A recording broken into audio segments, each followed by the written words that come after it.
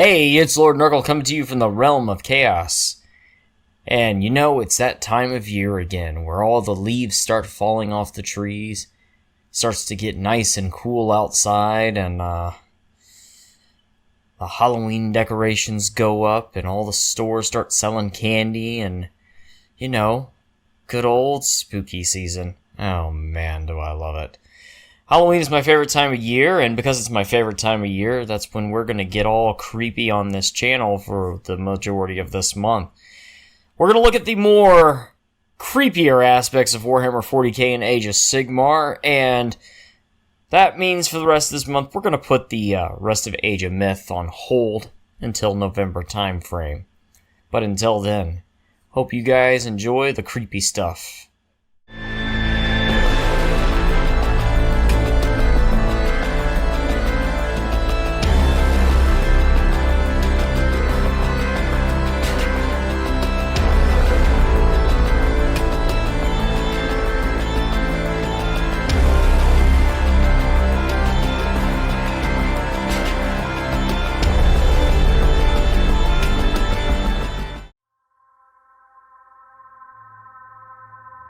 Beyond the eastern fringe, northeast of the Segmentum Ultima, lies a system at the edge of the known galaxy, within the halo stars, where it is truly unknown what lies beyond.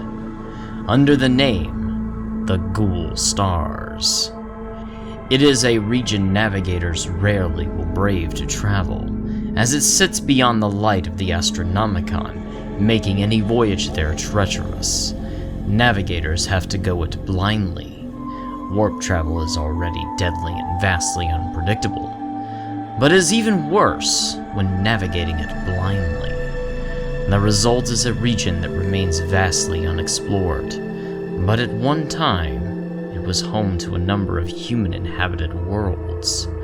These worlds are now only shadows of themselves, dead and empty, believed to be brought down by an ancient unknown evil that plagued the region. It is home to its different Xenos species that often seem so alien that they are almost supernatural than anything. Creatures like the Torgaran Bloodreeks and the Scythor Fiends. Not much is known of these creatures, however. There have been encounters with the Scythors by the Death Spectre's Space Marine chapter, described as having spindly limbs with vile faces that look elongated and inhuman. These beings live within fortresses built of glimmering crystals.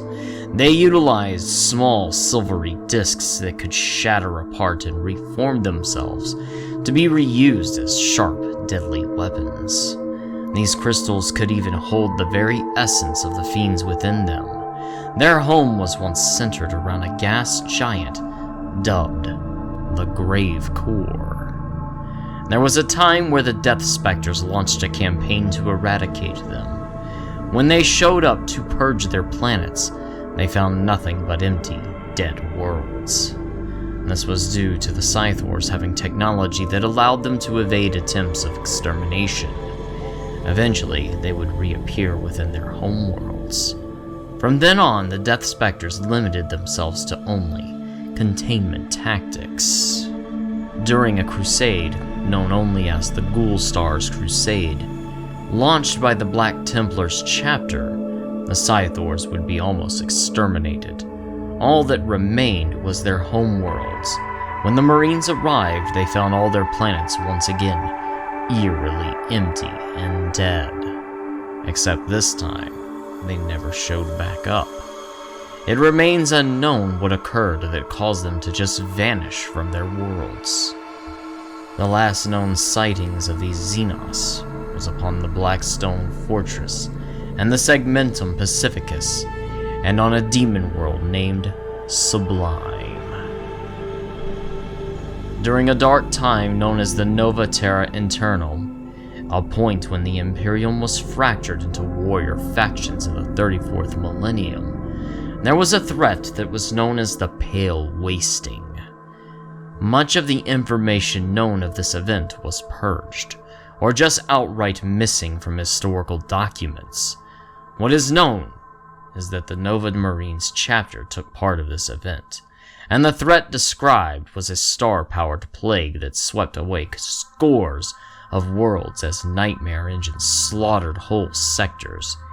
Even the Nova Marines' own records seemed to outright ignore the occurrence of what existed and happened. The Pale Wasting was believed to have been the reason so many dead human worlds now reside within this cold region of space. Yet, other horrors still lie within the sector. There sits a tomb world known as Drazak. Ancient legend called it the Bone Kingdom of Drazak. It is populated by a large number of what is often called the Flayed Ones. Necrons infected with a virus that drives them to insanity and to hunger for mortal flesh to feast on. Known to be brutal and terrifying, they get their name from their desire to flay and wear the skin of their enemies. They are considered so insane that even the rest of the Necron race loathe them. Stalking the streets of their world, always hungry and seeking new flesh to rend and feast on, only one among them stood out from the madness. Overlord Valgul, the Fallen Lord. He sits upon his throne of splintered bone, ruling over this world as the only one not touched by the Flayer virus, and stands to try and maintain some sense of order within the planet's population. It is unknown if Valgul does this out of sense of duty, or if he is consumed by some other form of madness and insanity.